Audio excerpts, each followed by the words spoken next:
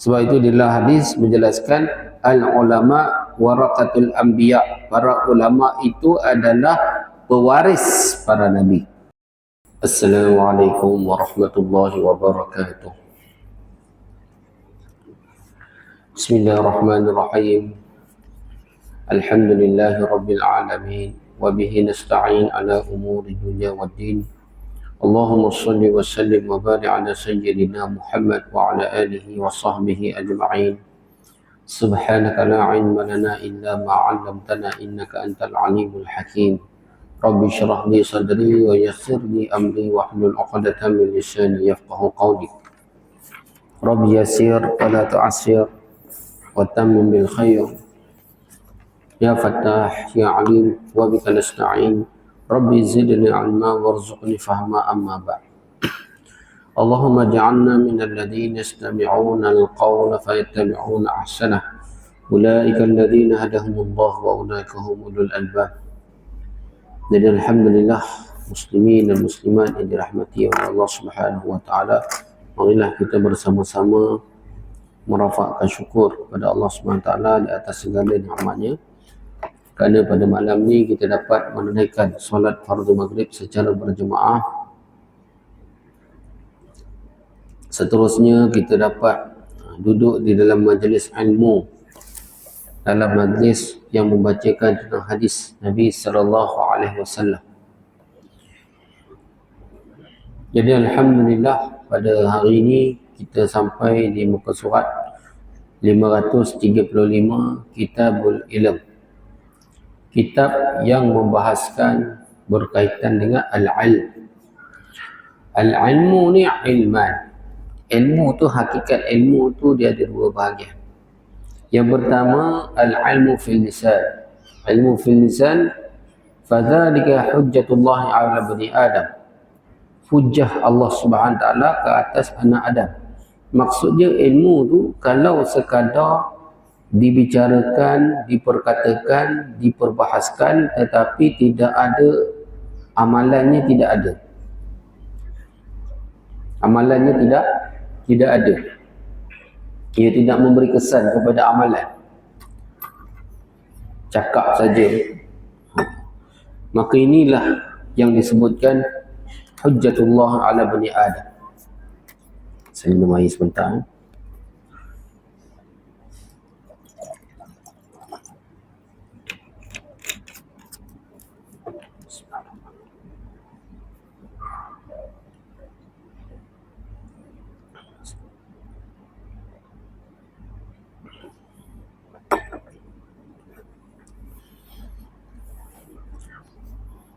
Hujjatullah ala bani Adam maksudnya ialah hujah Allah ke atas anak Adam, iaitu Allah SWT akan tanya kepada manusia pada hari akhirat kelak, apakah kamu amalkan atas ilmu yang kamu tahu. Yang kedua al-ilmu fil qalb fadzalika ilmun nafi'. Ilmu yang memberi kesan di dalam hati itulah sebenarnya ilmu yang memberi manfaat kepada manusia. Jadi maksud ilmu tu adalah bukan sekadar maklumat. Maklumat ni untuk tahu. Tetapi maksud ilmu adalah makmulat. Makmulat maknanya ilmu tu untuk diamalkan, untuk memberi kesan kepada hati dan untuk kita bawa dalam kehidupan kita, seterusnya kita bawa dalam kehidupan setelah mati. Kerana kehidupan kita di dunia ni adalah sementara. Tak ada siapa pun boleh mengatakan, boleh mendabik dada saya akan hidup lama dekat dunia ni, tak ada. Semua orang yakin. Semua orang yakin kita pasti akan, kesudahan kita adalah kubur. Siapa pun kita, tuan-tuan. Siapa pun kita, kesudahan kita kubur. Kan? Sama ada kita menjadi orang yang paling kaya di dunia, ataupun orang yang paling berkuasa di dunia, ataupun orang yang paling terkenal di dunia, ataupun ahli sukan yang paling kaya di dunia. Sekarang ni manusia mengagung-agungkan dunia, tuan-tuan. Sampai apa ni, orang paling kaya di dunia ni dia ada ranking dia. Ditulis siapa paling kaya dekat dunia. Sebab manusia mengagung-agungkan dunia, jadi dia akan ada ranking yang paling berkuasa di dunia, siapa dia. Bahkan di negara kita pun yang paling kaya di Malaysia, dia ada ranking dia, daripada nombor 1 sampai nombor 10 kan. Bila nombor 1 tu mati, dia masuk kubur, nama dia dibuang. Nama dia dibuang. Sebab apa? Harta dia dah tak ada manfaat dah untuk dia, dah tak ada apa dah. Harta dia akan jadi milik orang lain, akan dibahagi-bahagikan, difaraidkan. Jadi dia tak layak dah letak ranking tersebut. Jadi itulah hakikat kehidupan dunia ni sementara. Apa yang dapat tu sementara. Jadi yang paling kaya pun sementara, yang paling berkuasa pun sementara, harta yang paling banyak pun sementara, semua sementara. Bagaimana kita dilahirkan tidak ada memiliki apa-apa, masuk kubur macam tu juga tidak memiliki apa-apa. Kerana itu Nabi SAW telah datang kepada umat membawa risalah daripada pencipta, daripada Allah SWT, memberitahu kepada kita akan keyakinan adanya kehidupan setelah mati, adanya penghisaban, adanya hari akhirat. Ini adalah berita yang sangat menggembirakan kita semua, kerana adanya hari akhirat. Kerana kehidupan kita di dunia ni bukanlah kehidupan yang sebenarnya, bahkan kehidupan kita ialah kehidupan setelah mati. Inilah selalu dibacakan oleh para sahabat, Allahumma la aisha illa aishul akhirah. Ya Allah, tidak ada kehidupan yang sebenarnya melainkan kehidupan setelah mati. Kehidupan setelah mati. Jadi pada hari ini kita membacakan hadis yang ke-248 kurungan 51, ulama yang adil. Ulama yang adil akan memperbaiki atau membetulkan tiga kesilapan di dalam kalangan umat. An Ibrahim bin Abdul Rahman al-Uzri قال رسول الله صلى الله عليه وسلم يحمل هذا العلم من كل خلف أدوله ينفون عنه تحريف الغالين وانتحال المبطلين وتأويل الجاهلين. رواه البيهقي. وسنذكر حديث جابر فإنما شفاء عن السؤال في باب التيمم إن شاء الله تعالى. Hadrat Ibrahim bin Abdul Rahman al-Uzri rahmatullah alaih meriwayatkan bahawa Rasulullah sallallahu alaihi wasallam bersabda, orang-orang yang adil yahmilu hadzal ilm min kulli khalafin uduluhu.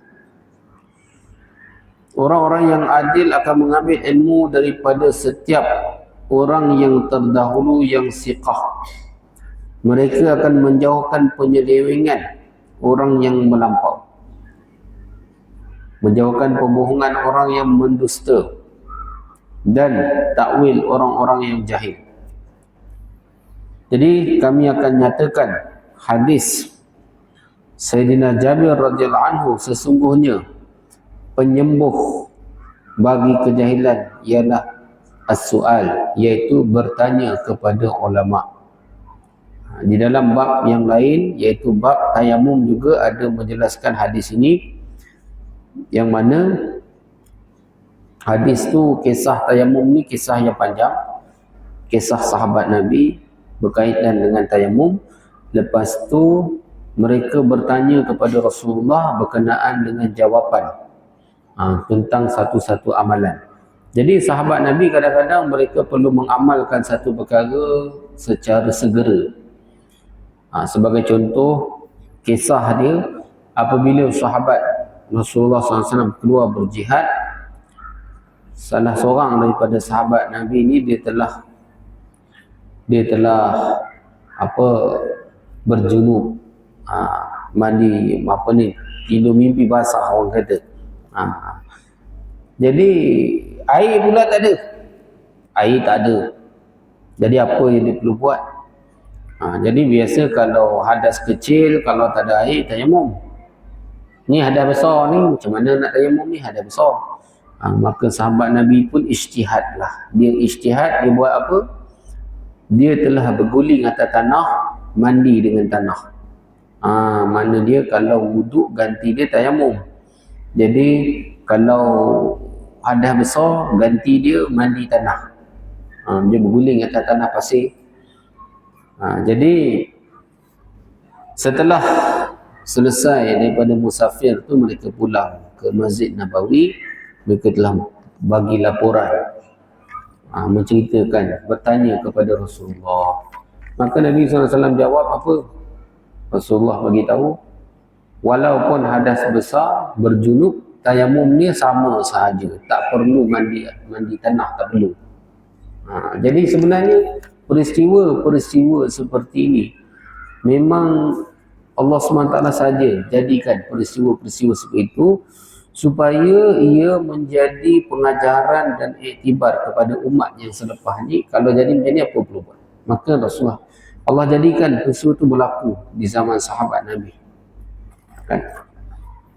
Kalaulah sahabat tu tak bertanya kepada Rasulullah, dia bila tak tahu apa jawapannya. Tapi asbab mereka bertanya, maka adalah jawapannya. Bagaimana satu orang tu nak bertayamum jika sekiranya berhadas besar, nak menunaikan solat jika sekiranya berhadas besar dan tidak ada air ketika itu, maka jawapannya tayamum sahaja macam biasa, tak perlu nak mandi tanah. Jadi di sini hadis yang kita bacakan tadi ialah berkenaan dengan ulama-ulama yang adil, yang mengambil ilmu daripada ulama-ulama yang siqah, dan mereka akan memperjuangkan perkara yang hak, perkara yang benar daripada kalangan umat. Itu yang pertama, menjauhkan penyelewengan orang yang melampau. Yang kedua, menjauhkan pembohongan orang yang berdusta. Yang ketiga, takwil orang yang jahil. Orang jahil yang telah mentakwilkan ilmu ikut hawa nafsu. Sebenarnya ilmu ni pun boleh menyebabkan orang sesat jika seseorang itu ikut hawa nafsu. Afara'aita man ittakhadha ilahahu hawahu adallahu Allahu ala ilm wa khatama ala sam'ihi. Jadi dalam satu ayat Quran surah Jasiyah, Allah SWT menjelaskan tentang orang-orang yang mana afara'aita man ittakhadha ilahahu hawahu. Golongan-golongan yang mana, apakah tidak kamu melihat mereka-mereka yang mana ittakhadha ilahahu hawah, yang mana mengambil hawa nafsu itu sebagai Tuhannya. Apa-apa semua nak ikut hawa nafsu sebagai Tuhannya. Wa adallahu Allahu ala ilm, dan Allah Subhanahu wa taala pula menyesatkan mereka atas ilmu yang mereka ada. Ilmu ada, dengan ilmu tu Allah sesatkan mereka. Macam mana cara? Mereka telah mentakwilkan sesuatu dengan cara-cara yang berat sebelah, sehingga ilmu yang sebenar tu telah disalah tafsir maksud dia, sebab nak ikut hawa nafsu. Wa khatama ala sam'ihi wa basarihi, Allah Ta'ala telah khatamkan, tutupkan pendengaran, penglihatannya daripada kebenaran. Jadi yang meriwayatkan hadis yang kita bacakan tadi ialah Ibrahim bin Abdul Rahman Al-Azri, ialah tabi'in. Sebab itu bila kita bacakan hadis tadi, kita mengatakan rahmatullah alaih kepada beliau. Maksud dia, beliau bukan sahabat Nabi, kerana sahabat Nabi kita akan sebut radhiyallahu anhu. Dan beliau pula meriwayatkan hadis ni terus, qala Rasulullah sallallahu alaihi wasallam. Jadi tabi'in ni dia tak berjumpa dengan Rasulullah, tapi dia meriwayatkan hadis direct daripada Rasulullah. Maka hadis ni dipanggil hadis mursal. Hadis mursal iaitu satu orang yang telah menisbatkan satu hadis, menisbahkan satu hadis kepada Rasulullah sedangkan beliau tidak berjumpa dengan Rasulullah. Jadi dia telah menggugurkan nama sahabat. Siapa sahabat yang dia telah dengar hadis ni? Tidak disebutkan. Dan kebiasaannya mengikut kaedah ilmu hadis, tuan-tuan, kalau mursal sahabah itu masih makbul, masih diterima, lianna kullu sahabat udul, kerana setiap sahabat Nabi ni bersikap adil, siqah. Kalau yang digugurku adalah yang tidak disebut tu nama sahabat Nabi. Contohnya siapa? Anas bin Malik sepatutnya, tapi tak sebut nama Anas bin Malik. Ataupun Abu Hurairah, tapi tak sebut. Ataupun Ibnu Mas'ud, tapi tak sebut. Ataupun Sayyidina Jabir, tapi tak sebut nama. Kan, ni mesti ada sahabat-sahabat yang dia dengar hadis ni, tapi cuma tidak disebut. Maka hadis tu dipanggil hadis mursal. Tapi mursal sahabat ni makbul, masih diterima. Kerana yang tidak disebut nama tu adalah sahabat Nabi.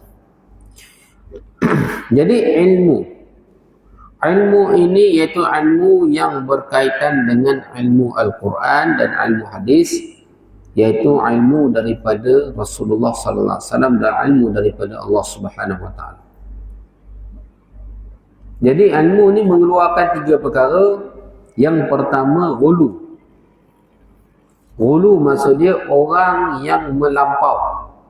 Ini akan menukuk tambah dan mentahrifkan Al-Quran dan Al-Hadis. Mentahrif maksudnya mengubah Al-Quran dan Al-Hadis.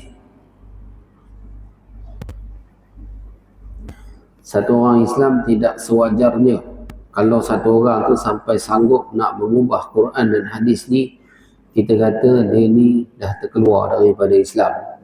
Sebab apa? Sebab Quran dan hadis ni kalau kita tolak satu huruf, satu ayat, satu baris sekalipun, dikira kita tolak semua lah. Boleh jadi kufur. Memang jadi kufur pun lah. Orang yang tolak mengubah Al-Quran dan mengubah Al-Hadis. Adakah perkara ini pernah berlaku? Memang pernah berlaku percubaan-percubaan seperti ini. Di zaman Hajjaj bin Yusuf As-Saqafi. Hajjaj bin Yusuf As-Saqafi, satu orang yang terkenal dengan pemimpin yang kita kata apa, agak zalim. Kerana siapa yang tak setuju dengan dia ni dikeras.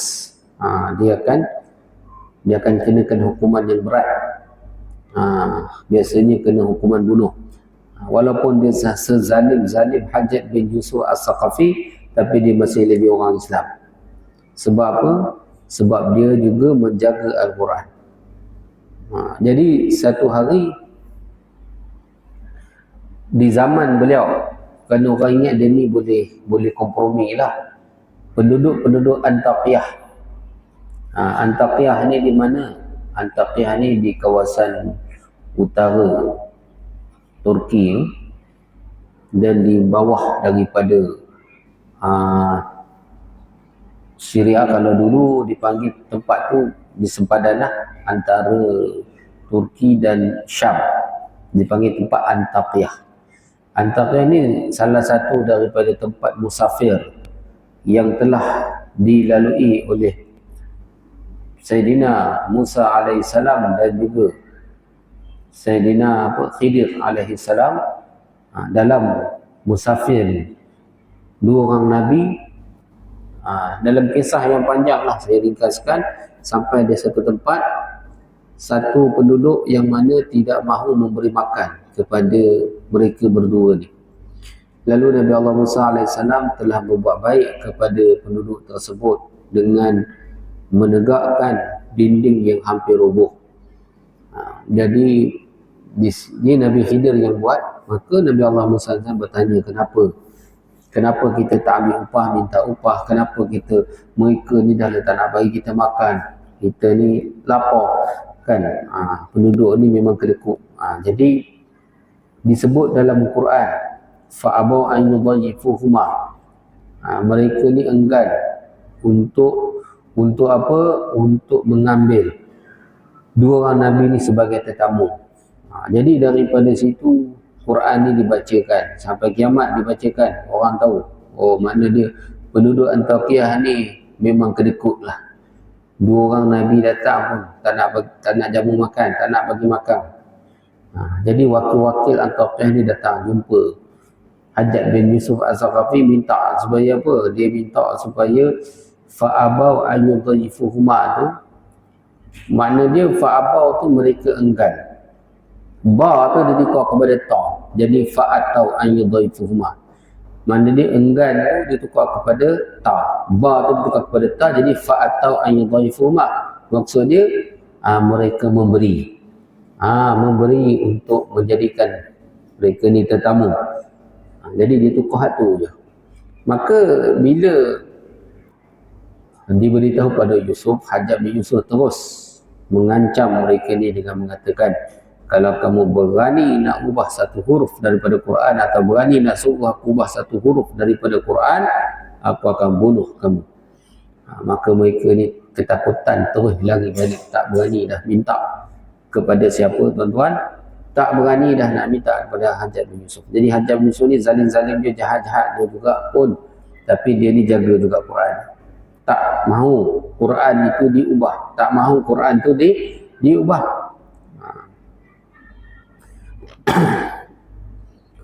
Jadi ulama akan memperjuangkan, akan memperbetulkan perubahan yang berlaku pada Al-Quran. Maka kita patut memelihara ilmu Al-Quran dan ilmu hadis. Bukan sahaja memelihara ilmu tersebut, bahkan memelihara amalan-amalan Al-Quran dan memelihara amalan-amalan hadis dan juga amalan-amalan Al-Quran. Jadi maknanya pertama, umat bertanggungjawab untuk memelihara lafaz-lafaz Al-Quran. Lafaz-lafaz Al-Quran. Yang kedua, umat bertanggungjawab untuk memelihara makna-makna Al-Quran, iaitu hadis Nabi sallallahu alaihi wasallam dan ilmu-ilmu Al-Quran. Yang ketiga, umat juga bertanggungjawab untuk memelihara amalan-amalan Al-Quran. Hari ini alhamdulillah lafaz Al-Quran dipelihara. Ilmu Al-Quran juga dipelihara, diajarkan, tetapi amalan Al-Quran ni masih lagi kurang dalam kalangan umat. Inilah yang mana semua umat perlu menghidupkan amal ma'ruf nahi munkar. Jadi yang kedua, kerja tugas ulama, iaitu mereka iaitu orang yang menentang ulama, itu ahli batil. Mereka akan menambah dan menyampur adukkan perkara yang salah dan palsu, dan perkara ini juga akan dikeluarkan dan diperbersihkan. Yang ketiga, orang jahil. Mereka ni akan menyalah maknakan maksud Al-Quran dan Al-Hadis dan membawa orang ke jalan yang salah dan melakukan pembohongan. Ulama yang adil akan memperbetulkan dan memberitahu mereka akan kesalahan mereka dan memberitahu perkara yang benar. Jadi 3 kekurangan ini akan diperbetulkan oleh orang yang adil, memberitahu dan membawa ke jalan yang benar, walaupun terkadang-kadang nak berkata perkara yang benar itu adalah pahit. Sedangkan Nabi SAW menjelaskan, kulil haq walau kana murra. Katalah yang benar walaupun ia adalah pahit. Berkatalah benar walaupun ia adalah pahit. Sebab nak berkata benar, ia adalah pahit, tuan-tuan. Sebab seperti inilah kebanyakan ulama-ulama yang wara, ulama-ulama yang terdahulu, mereka ni tak suka untuk bekerja atau berdamping dengan pemerintah. Mereka tak suka. Sebab apa? Terkadang-kadang apabila mereka nak mengeluarkan fatwa, mereka tidak bebas untuk mengeluarkan fatwa. Mengikut jalan takwa ataupun jalan yang mereka nak, yang berpandukan Al-Quran dan As-Sunnah. Mereka terpaksa meraihkan kehendak pemerintah. Lebih-lebih lagi kalaulah pemerintah ini ialah pemerintah yang larak lah. Raja yang, kalau raja adil, okey. Raja yang adil ni dia akan dengar nasihat ulama. Contohnya Umar bin Abdul Aziz. Kan Umar bin Abdul Aziz, dia ada satu kumpulan ulama tasawuf, ulama yang alim, satu kumpulan yang merupakan ahli mesyuarat dia. Apa-apa dia nak buat semua dia akan panggil ulama-ulama, akan mesyuarat, akan bincang. Dia akan dengar. Ini raja yang adil. Tapi ada juga raja yang zalim. Dia tak mau dengar nasihat ulama. Kalau ulama nak bagi nasihat apa-apa, dia akan paksa ulama ikut cakap dia. Paksa ulama untuk ikut cakapnya. Dan perkara ni berlaku. Berlaku di zaman Bani Umayyah pun ada, zaman Bani Abbasiyah pun ada. Maknanya bukan dia semua tak betul. Yang baik ada, yang bagus ada. Raja yang adil ada, tapi raja yang zalim pun ada juga. Kan? Contohnya di zaman Imam An-Nawawi rahmatullah alaih. Kan? Imam Nawawi ni satu ulama yang terkenal pada zaman dia, yang tersohor kita kata. Hati-hati umat ada pada ulama pada ketika itu. Jadi pada ketika itu raja nak melancarkan jihad untuk mempertahankan negara daripada serangan musuh. Jadi dia memerlukan dana yang besar untuk pertahanan. Maka dia telah meletakkan satu cadangan untuk menaikkan cukai dengan tinggi lah, dengan mahal. Dan dia minta ulama keluarkan fatwa untuk menghalalkan, membenarkan cukai-cukai tersebut. Tapi ulama seperti Imam An-Nawawi ini dia tak nak bagi fatwa. Dia lari, dia tak mau bagi fatwa. Kalau orang lain nak bagi fatwa ni terpulanglah pada mereka, tapi aku tak nak keluarkan apa-apa fatwa. Ni ulama yang takwa, yang takut dengan Allah. Dia tak nak, dia lari. Ditangkap, diminta untuk beri fatwa juga, lari, tak mau bagi fatwa. Dipaksa untuk beri fatwa, tak mau. Pemerintah nak ulama yang terkenal ni bagi fatwa untuk membenarkan perbuatan mereka.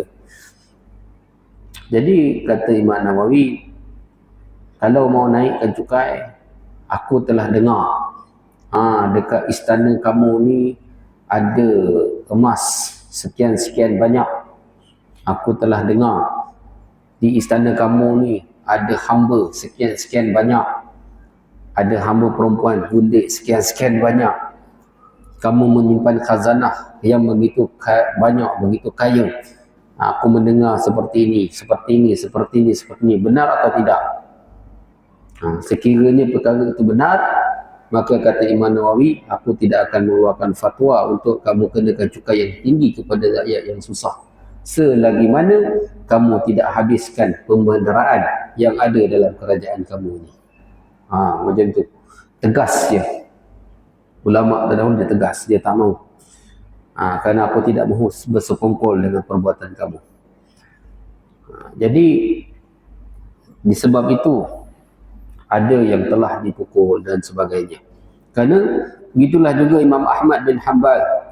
Kerana pendapat dia yang mengatakan bahawasanya dia tidak mahu menerima pandangan pemerintah pada zamannya dengan mengatakan Al-Quran itu adalah hadis. Maka dia pendapat dia Al-Quran itu qadim, kalamullah itu qadim. Maka dia telah ditangkap dan dipukul. Tapi dia tetap dengan mempertahankan perkara yang benar. Jadi Quran itu yang dikatakan hadis. Hadis itu baharu ni adalah lafaznya, kertasnya, tulisannya itu memang hadis. Tetapi aslul Quran itu, kalamullah itu adalah qadim. Maksudnya awal yang tidak ada permulaan. Jadi inilah tuan-tuan, apabila satu orang tu nak berkata benar, nak bercakap perkara yang benar, memang kita kata perkara itu adalah satu perkara yang berat dan satu perkara yang pahit sebenarnya. Berat dan pahit. Tapi ulama yang terdahulu mereka sanggup berkata benar walaupun kepentingan mereka terjejas. Maknanya banyak kepentingan mereka akan terjejas. Ada yang dipukul, ada yang dihilangkan jawatannya, ada yang dikenakan dengan berbagai-bagai. Padahal ulama ni nak berkata perkara yang benar. Inilah kita kata jihad. Sebab tu dalam satu mafhum hadis jelaskan jihad yang paling besar adalah berkata benar, bercakap benar di hadapan raja yang zalim. Raja yang zalim dia sanggup berkata benar di hadapan raja yang zalim. Dan seburuk-buruk ulama adalah mereka yang datang kepada pemerintah dan menurut nafsu kehendak pemerintah, dan sebaik-baik pemerintah ialah pemerintah yang datang kepada ulama. Maksud dia datang kepada ulama dan minta nasihat para ulama dalam pemerintahan dia supaya dia dapat memerintah dengan adil. Itu sebaik-baik pemerintah.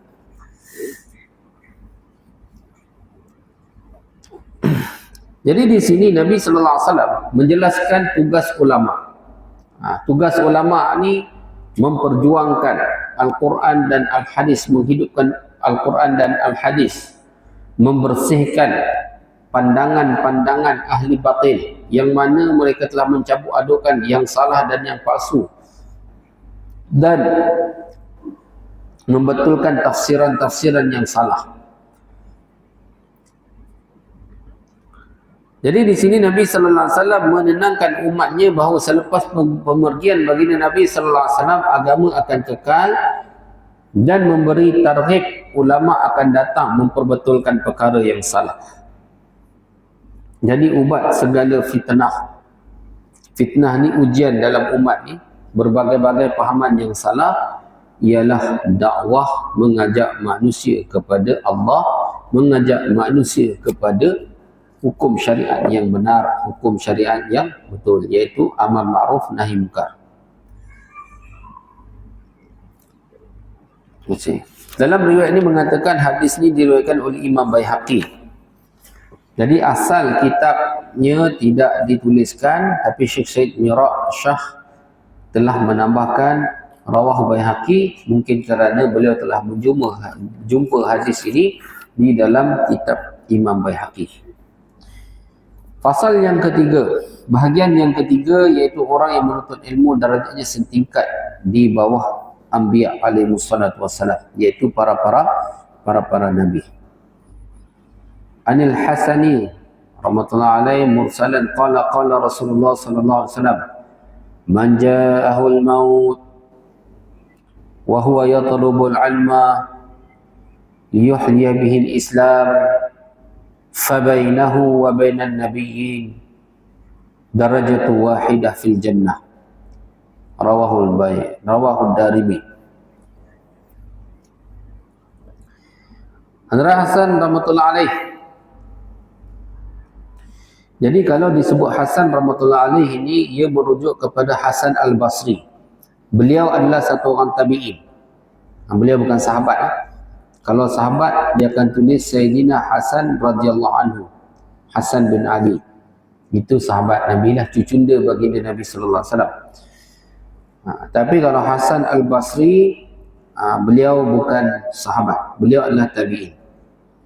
Hasan Al-Basri rahmatullah alaih, biasanya kalau dalam riwayat hadis dia sebut Hasan sahaja. Maka kebiasaannya ia adalah merujuk kepada Hasan Basri, satu orang ulama tabi'in yang masyhur pada zamannya.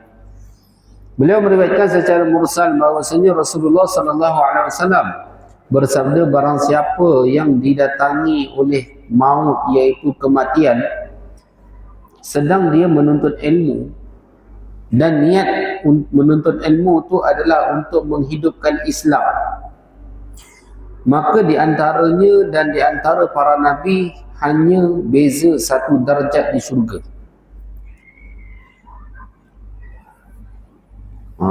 Jadi tuan-tuan, Allah SWT ni memang sangat pemurah. Allah SWT ni sangat pemurah, berbeza dengan dunia.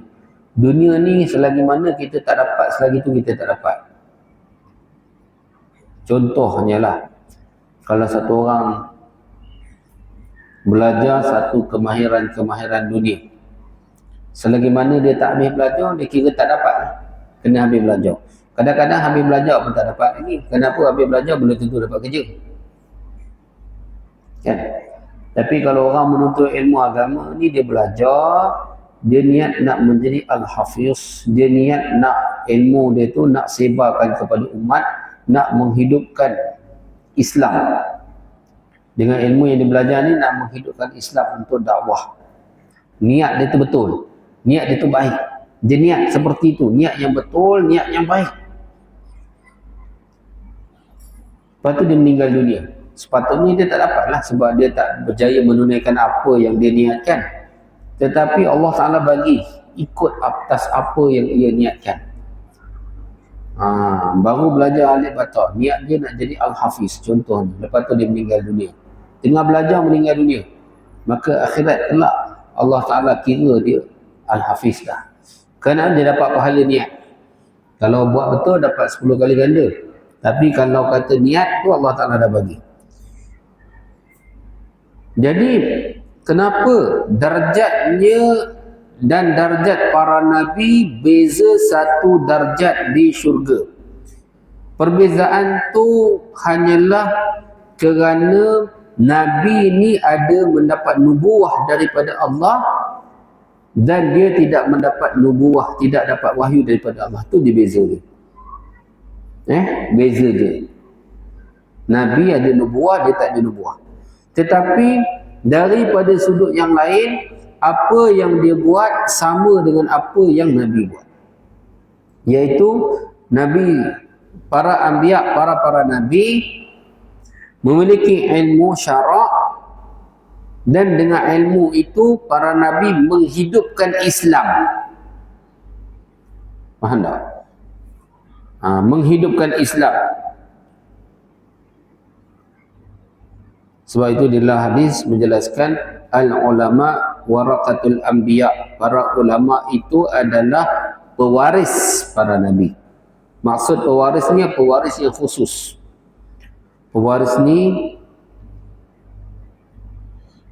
ada banyak jenis pewaris. Ada pewaris yang umum. Pewaris yang umum semua umat Islam bertanggungjawab untuk amar ma'ruf nahi munkar, itu semua umat Islam. Tapi pewaris yang khusus ni para ulama. Kerana tanggungjawabnya lebih besar. Iaitu pertama, dengan ilmunya nak menghidupkan Islam.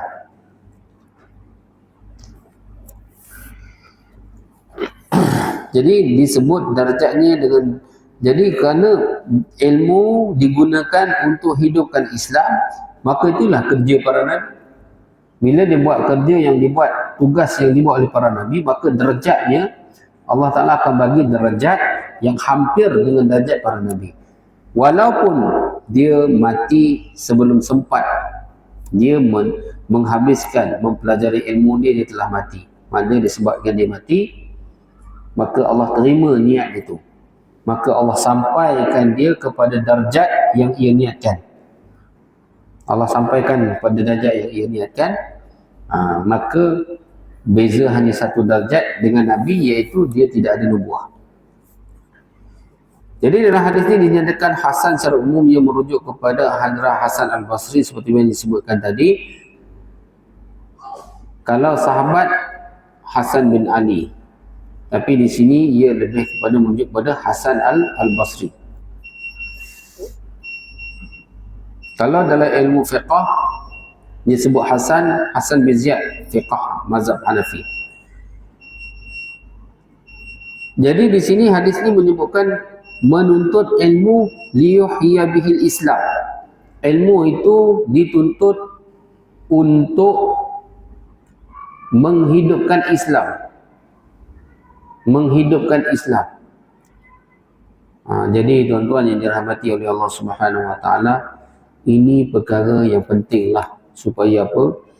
Supaya semua orang kan yang menuntut ilmu agama, yang belajar ilmu agama, yang menuntut ilmu fiqh, yang menuntut ilmu akidah, yang menuntut ilmu Al-Quran, yang menuntut semualah ilmu-ilmu Islam ini kena betulkan nawaitu, kena betulkan niat. Ilmu bukan dituntut untuk menghasilkan dunia, bukan. Bukan dituntut untuk menghasilkan dunia, tidak. Tapi ilmu itu dia dituntut untuk menghidupkan Islam. Ilmu itu dituntut untuk menghidupkan Islam sebenarnya.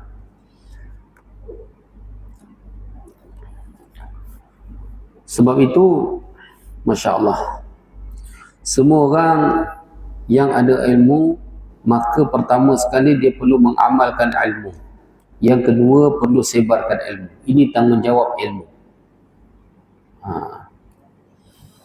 Di dalam hadis dijelaskan, man izdada ilman, barang siapa yang ilmu dia bertambah, walam yazdad huda, tetapi petunjuk hidayah dalam diri dia tidak bertambah, lam yazdad minallah illa bu'da, tidak bertambah antara dia dan Allah, melainkan bertambah jauh daripada Allah Subhanahu Wa Taala. Jadi ini kita risau, ini kita takut. Kita risau, kita takut. Jadi maksud kata ilmu ni bukan dituntut untuk menghasilkan dunia. Bukanlah maksud dia kalau orang yang mengajar ilmu tu tidak boleh mendapat dunia, bukan tu. Perbahasan tu telah dibahaskan sebelum ni. Bukan maksudnya tak boleh ambil. Tetapi maksud dia adalah jangan menjadikan itu sebagai maksud dan tujuan yang sebenarnya. Dan tujuan maksud yang sebenarnya adalah kita hendak menghidupkan Islam. Nak menghidupkan Islam. Bila niat tu untuk menghidupkan Islam, maka perkara yang berkait dengan apa sagu hati, apa semua tu, itu semua tidak perlu menjadi satu keutamaan. Keutamaan dia adalah menghidupkan Islam.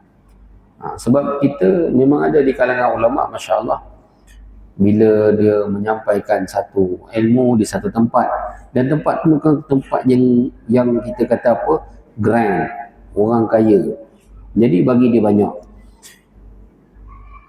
jadi tidak ada masalah. Tapi ulama tersebut pula dia ada buat program di tempat yang lain tanpa diberi bayaran, bahkan dia mengeluarkan belanja sendiri pula, kan? Dia mengeluarkan belanja sendiri untuk menyampaikan dakwah di tempat-tempat yang lain. Yang ni berlaku, dan perkara ni berlaku. Sebab tu kita tidak perlu ada prasangka atau sangka yang buruk, kan? Cuma dalam perkara agama ni tidak elok untuk ditetapkan apa-apa sahaja bayaran tu, itu tak berapa elok lah. Dia bergantung kepada orang kemampuan sebagai satu penghargaan. Dan kadang-kadang ulama-ulama ni dia kena berkorban. Maksudnya kalau dia pergi di tempat-tempat yang tetapi tempat tu memerlukan ilmu, memerlukan orang yang berdakwah kepada mereka, memerlukan orang seperti dia datang, maka tidak diberi bayaran, bahkan dia keluarkan belanja sendiri, Masya Allah. Itulah sifat ulama akhirat, yang mana dengan ilmu dia tu dia menggunakan untuk liyuhyiya bihi Islam, untuk menghidupkan Islam, untuk menghidupkan agama, untuk menghidupkan amalan-amalan Islam. Wallahu a'lam. Jadi tuan-tuan, sampai sekadar ini saja. Semoga apa yang kita kongsikan sedikit pada malam ni, Allah SWT membuka sedikit kefahaman kepada kita, insya-Allah. Subhanallah wa bihamdihi, subhanakallahumma wa bihamdika, asyhadu an la ilaha illa anta, astaghfiruka wa atubu ilaik. Subhana rabbika rabbil izzati amma yasifun, wa salamun alal mursalin, walhamdulillahi rabbil alamin.